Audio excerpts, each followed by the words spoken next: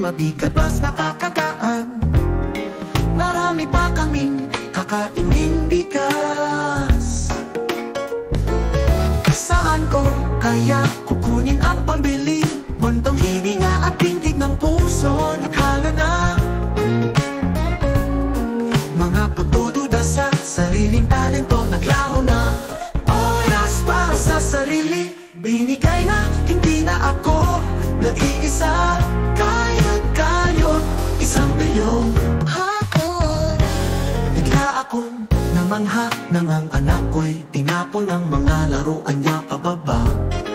Inuubos unti-unti ang mga tao-tauhan at natutunaw na hugis sa sahig. Pinagmasdan muna bago muling pagalitan ang aking sanggol na isang taong at ilang buwan. Nang patag na ang kanyang rig, tumakbo pagkanan pakaliwa. Parang batang naglalaro mag-isa ng wrestling sa saksaban. Pabanda-banda sa kanyang munting ring. Nagulat ako nang malaman ang tunay niyang pakay. Tinanggal ang gamit laruan pati mga unan para makatakbo at paalunin ang kanyang timbang. Unti-unti umurong, umusad, pakaliwa, pakanan.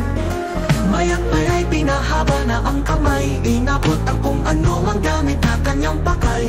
Walang deturon, hindi man niya napanood ang paraan ng kanyang pag-abot. Kusang nag-isip at natuklasan ang paraan. Wala akong masabi, tila pumalakpak.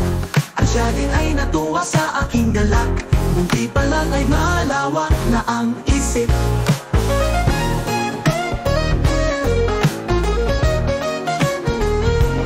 Salamat sa Diyos at masigla ang aming anak. Pwera puso.